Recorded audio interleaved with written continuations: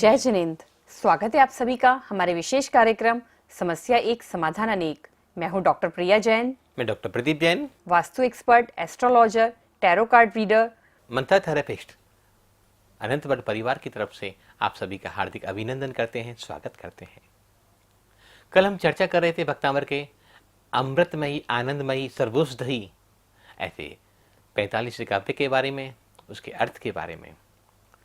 जब मानदू स्वामी जानते थे कि भगवान सब देव का निर्वाण हुए लाखों वर्ष बीत चुके हैं, तो उनके चरणों की रज कहां से लाई जाएगी, उनके चरणों का अमृत कहां से इकट्ठा किया जाएगा। यह परंपराओं के हिसाब से भेद पैदा हो जाते हैं, दिगंबर, श्वेतंबर, तेरापंथ, क्योंकि ये भेद हमारे अपने पैदा किए हुए हैं। परमात्मा की भक्ति में इन भेदों का कोई भी स्थान नहीं है। वो दिगंबर हो, वो श्वेतंबर हो, वो तेरापंथी हो, वो बीसपंथी हो, वो जैन हो, अजैन हो, दुनिया का हर व्यक्ति इस काव्य का पाठ कर कर अपने शरीर में निरोगता को प्राप्त कर रहा है। वो भारतीय हो, वो भारत से दूर रहने वाले अन्य देशों के व्यक्ति हों, सभी ने इस काव्य के माध्यम से अपने जीवन का कल्याण किया है। जिसने भी इसको पढ़ा है भक्ति पूर्वक, श्रद्धा पूर्वक, उसके जीवन में एक नया सुख का सवेरा उपस्थित हुआ है। जिसने भी इस काव्य को जाना है, जिसने भी स्मरण किया है, उसके जीवन में एक नई ऊर्जाओं का संचार हुआ है। वो अपने कैंसर जैसी व्याधियों से मुक्त हो गए हैं। वो हृदय रोग की समस्या हो सकती है, वो शारीरिक समस्या कोई भी हो सकती है, वो मानसिक समस्याएं हो सकती हैं। तो क्या कहा? तत्पाद पंकज रजो मृत दिग्ग देहा मर्त्या भवंती मकर ध्वज तुल्य रूपा। कि भगवान तुम्हारे चरणों की धूल को जो मस्तक पे लगा लेता है, वो अनंत जन्मों के 84 लाख योनियों में जितने भी मैंने पाप कर्म किए हों वो उनका क्षय कर देता है और कामदेव के समान सुंदर और निरोगी शरीर पा जाता है। क्या भगवान की चरण धूल इतनी पावन हो सकती है? क्या चरण धूल को इकट्ठा किया जा सकता है? क्या चरण धूली कहीं मिल सकती है? या वो चरणों का अमृत जिसको हम चरणामृत बोलते हैं, उसको कहीं से प्राप्त किया जा सकता है? पहले सवाल तो यही खड़ा होता है। कुछ लोग सोच रहे होंगे हम मंदिर में जाएंगे और भगवान की मूर्ति का, भगवान के जिन बिंब का अभिषेक करेंगे और उस चरणामृत को इकट्ठा कर लेंगे। कुछ लोगों के मन में शंका पैदा हो रही होगी कि हम तो मूर्तियों को मानते नहीं हैं, हम तो स्थानकवासी हैं, हम डेरावासी हैं, हम तेरापंथी हैं, तो अब हम कैसे उस अमृत का पान कर पाएंगे? कुछ लोग सोच रहे होंगे हम सम्मेश कर दी कैलाश पर्वत पर जाएंगे, भगवान के चरणों की धूल छुएंगे और उनकी चरण रज को अपने मस्तक पर लगा लेंगे, क्योंकि सब देव तो प्रभु आज उस पंचम गति में विराजमान हैं, वो मुक्त सुख का आनंद ले रहे हैं, वो तो कैलाश पर्वत पर भी नहीं मिलेंगे।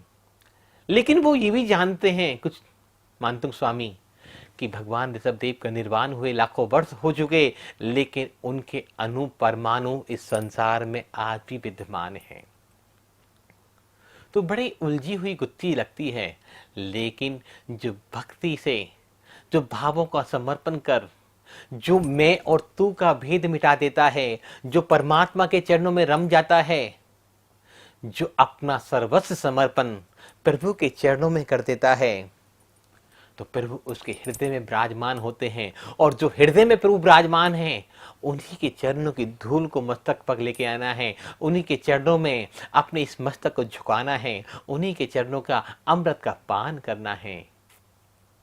पूर्ण रूप से शरणागति का भाव रखना है। शरणागति का भाव कि अरिहंते शरणम पवव्जामि, सिद्धे शरणम पवव्जामि, शाहु शरणम पवव्जामि, केवली पन्नतम धम्मम शरणम पवव्जामि। कि मैं अरिहंत भगवान द्वारा बताए हुए धर्म की शरण को स्वीकार करता हूं। मैं सिद्ध भगवान द्वारा प्रतिपादित धर्म की शरण को स्वीकार करता हूं। मैं साधु भगवंतों द्वारा बताए हुए धर्म की शरण को स्वीकार करता हूं। मैं केवली भगवान द्वारा प्रतिपादित धर्म की शरण को स्वीकार करता हूं।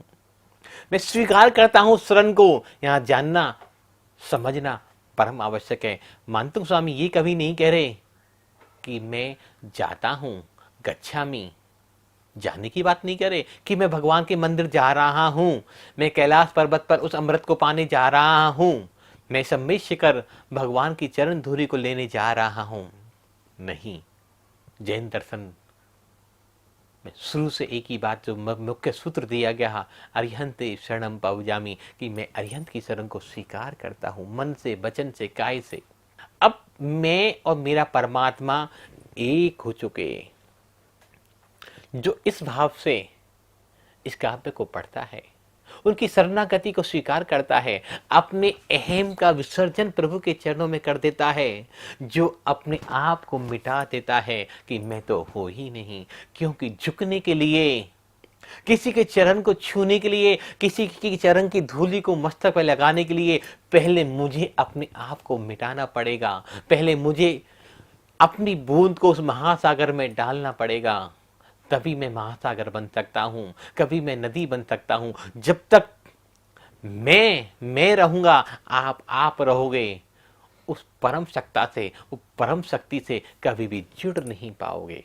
हस्त मुद्रा ध्यान में भी, मुद्रा विज्ञान में भी एक हाथ परमात्मा आत्मा का होता है, दूसरा हाथ परमात्मा का होता है। और जब हम दोनों हाथों को मिला देते हैं, शिव और शक्ति को मिला देते हैं, यिन और यांग एनर्जी को मिला देते हैं, तो ये आत्मा परमात्मा में मिल जाती है। अकेली आत्मा कुछ नहीं कर सकती, अकेला परमात्मा कुछ नहीं कर सकता, अकेला भगवान कुछ नहीं कर सकता, अकेला भक्त कुछ नहीं कर सकता।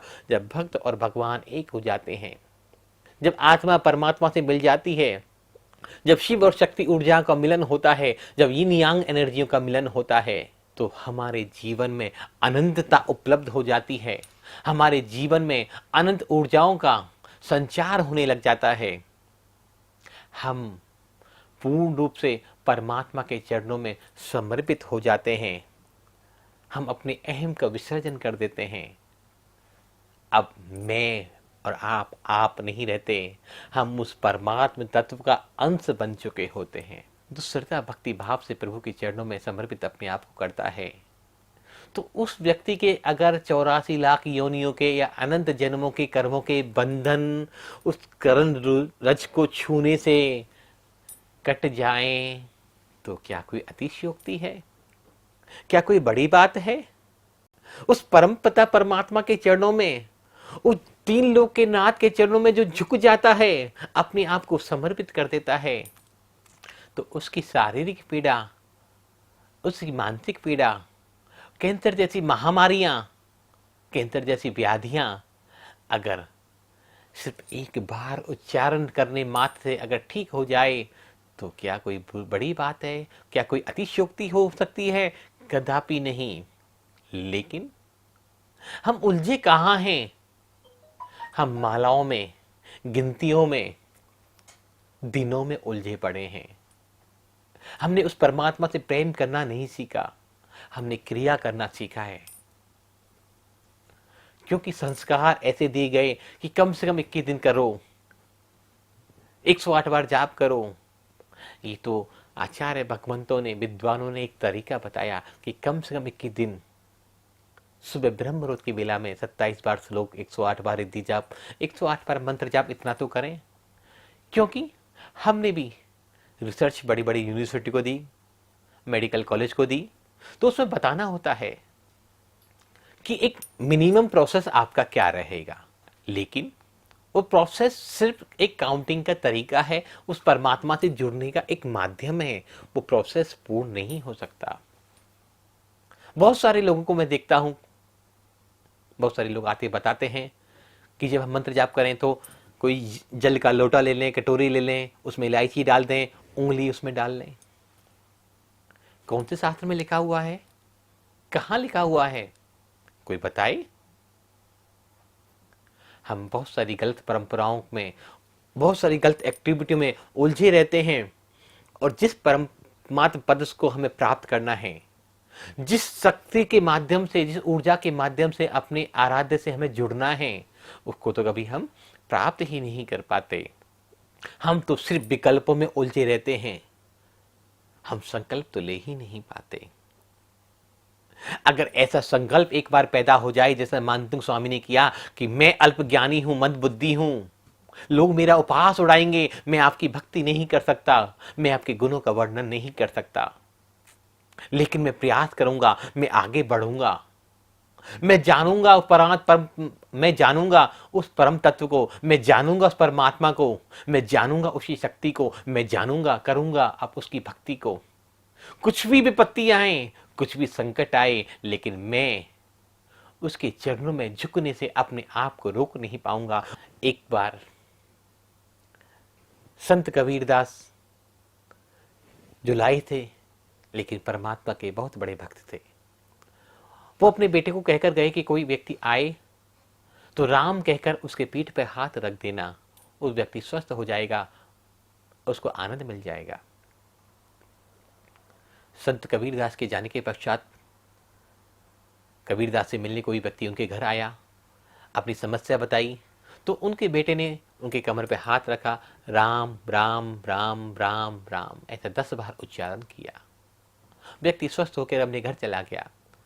पुत्र बड़ा खुश हुआ, प्रसन्न हुआ। पुत्र ने अपने पिताजी को बताया कि पिताजी आज ये व्यक्ति आया, बड़ी दुख में था, बड़ी पीड़ा में था, बड़ी तकलीफ में था। तो कबीरदास ने पूछा, संत कबीर ने पूछा कि तुमने क्या किया? बोले मैंने उनके कमर पे हाथ रखा और 10 बार राम का उच्चारण किया। कबीर ने इतना अच्छा होने के पश्चात भी अपने पुत्र को दंड दिया और उनकी पिटाई करी। आप सोच रहे होंगे, ये तो उस छोटे से बच्चे ने इतना चमत्कार कर दिया कि 10 बार राम के उच्चारण से उस व्यक्ति को स्वस्थ कर दिया, फिर भी वो कबीरदास संत थे जो अपने उस छोटे से पुत्र को मार रहे थे, दंड दे रहे थे, तो वो संत कैसे हो सकते हैं? संत कबीरदास ने समझाया अपने पुत्र को दंड देने के पश्चात कि जो काम सिर्फ भगवान राम के एक बार नाम उच्चारण से हो सकता था, आपने उसको 10 बार उच्चारण किया, उस पवित्र ऊर्जाओं का अनादर किया, असम्मान किया। जो काम एक बार उच्चारण से हो सकता था, तो आपको उसको 10 बार बोलने की आवश्यकता क्या पड़ी? जब एक बार राम के नाम के उच्चारण से हम संसार सागर को पार कर सकते हैं, जब एक बार भक्तामर स्रोत के इन काव्यों को पढ़कर हम जीवन को बदल सकते हैं, और एक बार भक्तामर के स्मरण मात्र से हम अपने जीवन की उपलब्धियों को पा सकते हैं, तो क्यों हम उलझे पड़े हैं गिनतियों में, विकल्पों में, मालाओं में, दिनों में? सभी लोगों के फोन आते हैं, मेल्स आती हैं, कितनी बार पढ़ना है, कब तक पढ़ना है, कैसे पढ़ना है? कभी सवाल किया अपने आप से कि कितनी रोटी खानी है, कितना भोजन करना है, कितना पानी पीना है? कभी सवाल किया अपनी अंतरात्मा से कि मैं कितनी सांसें ले चुका अब तक? कभी सवाल किया अपने आप से कि मुझे कितना कमाना है? कभी सवाल किया कि मैं कितना जीवन जी चुका हूं? जब ये सवाल हम अपने आप से नहीं कर सकते, अपने आप से नहीं पूछ सकते, तो आपको कोई भी अधिकार नहीं है किसी भी उपचारक से, किसी भी भक्तामर की हीलिंग करने वाले व्यक्ति से ये पूछने का कि कितनी बार मंत्र जाप करना है, कितनी बार श्लोक पढ़ना है, कितने दिन तक करना है। अगर आपने अपने आप से ये सवाल कर लिए कि मैंने अब तक कितना भोजन कर लिया, मैंने अब तक कितना पानी पी लिया, और मैंने कितने टन ऑक्सीजन को अब तक ले लिया, और कितने फल फ्रूट, कितनी औषधियां, कितनी सब्जियां, कितना अन्न मैं खा चुका, कितने कपड़े मैं अब तक पहन चुका, कितने जूते चप्पल अब तक मैं पहन चुका, कितना अब तक मैं कमा चुका, कितना धन अर्जन अब तक मैं कर चुका। अगर ये सवाल आपने कर लिए तो आपका स्वागत है। आप शौक से पूछ सकते हैं कि आपको कितनी बार भक्तामृत स्तोत्र का पाठ करना है। लेकिन विडंबना है हमारे समाज की कि सिर्फ हमारे समाज वाले लोग ही, सिर्फ जैन बंधु ही ये सवाल पैदा करते हैं कि कितनी बार करना है। जैनेतर बंधु कभी नहीं आते, उनको हम मंत्र जाप देते हैं, श्रद्धा से लेके जाते हैं, पढ़ते हैं और ठीक हो जाते हैं, क्योंकि वो विश्वास पूर्वक एक चीज को लेके जा रहे हैं, उस श्रद्धा पूर्वक उस औषधि, अमृत औषधि को लेके जा रहे हैं। उनके पास विकल्प नहीं है, और हम हर समय सिर्फ विकल्पों में, विकल्पों में, विकल्पों में, विकल्प, एक विकल्प छूटता है, दूसरा विकल्प तैयार हो जाता है। हम आज इसमें उलझे हुए हैं कि हम सितंबर परंपरा से पूजन करें या दिगंबर परंपरा से पूजन करें, हम पंचामृत अभिषेक करें यंत्र का या जलाभिषेक करें, हम सितंबर आदिनाथ की मूर्ति फोटो रखें या दिगंबर आदिनाथ की फोटो रखें, हम दीपक जलाएं या अगरबत्ती जलाएं, हम घी का दीपक जलाना है, हमें नारियल के तेल का जलाना है, क्योंकि हम तो दिगंबर हैं, हम तो सितंबर हैं, हम तो 13 पंथी हैं, हम तो 20 पंथी हैं, हमारे यहाँ तो फोटो नहीं रखी जाती, हमारे यहाँ तो यंत्र नहीं रखा जाता। ऐसा तो कहीं भी नहीं लिखा हुआ ना, पूरे भक्तामर में ऐसा कोई प्रोसेस है। जब ये सब कुछ नहीं हो सकता आपके यहां, तो ऐसा भी नहीं लिखा हुआ कहीं किसी धर्म ग्रंथ में कि आपको सिर्फ काउंटिंग करनी है और भाव नहीं रखने। हर जैन दर्शन भाव प्रधान धर्म है, वो दिगंबर परंपरा हो, सितंबर परंपरा हो, 13 पंथी हो, 20 पंथी हो, कांजी स्वामी हो, जितने भी पंथ हमारे दर्शन में हैं, सारे भाव प्रधान धर्म हैं। हमें भावों की शुद्धि पूर्वक पढ़ना है। हम समय से कर जाते हैं, वहां भी लिखा होता था कि भाव सहित बंदे जो कोई, ताही नरक पशुगति ना होई। भावों से पढ़ना है, अंतरंग को पवित्र करके पढ़ना है, अंतरंग की शुद्धि करके पढ़ना है। जब हम ऐसा कर पाएंगे, जब हम अपने आप को बदल पाएंगे, तो निश्चित ही आपको महानुभाव इतना कहना चाहूंगा कि सच्चे हृदय से, सच्ची श्रद्धा से, सच्ची भावना से सिर्फ एक बार भक्तामर शब्द का उच्चारण कर लीजिए। सिर्फ एक बार भक्तामर शब्द का उच्चारण कर लीजिए, आपके जीवन में कोई रोग और व्याधि कभी उपस्थित नहीं हो सकती। भक्तामर शब्द के उच्चारण स्मरण मात्र से आपकी व्याधियां दूर हो सकती हैं। तो क्या हमारे कर्मों के बंधन क्षय नहीं हो सकते? ये अद्भुत काव्य है, इसके बारे में जितनी भी चर्चा की जाए वो शायद कम ही है। इस काव्य के बारे में और अधिक जानकारी के लिए आप हमारी वेबसाइट www.bhaktambarmantrahealing.com पर विजिट कर सकते हैं और हमारा यूट्यूब चैनल है भक्तांबर मंत्रा हीलिंग, और दिए हुए नंबर पर आप हमें व्हाट्सएप भी कर सकते हैं।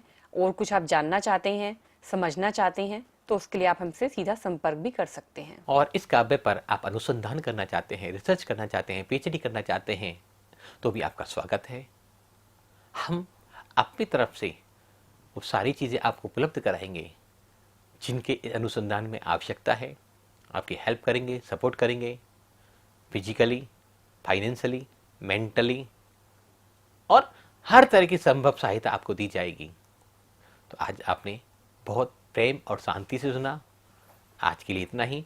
कल इस काव्य पर और चर्चा करेंगे। तब तक के लिए आप सभी को सादर जय जिनेंद्र, जय जिनेंद्र।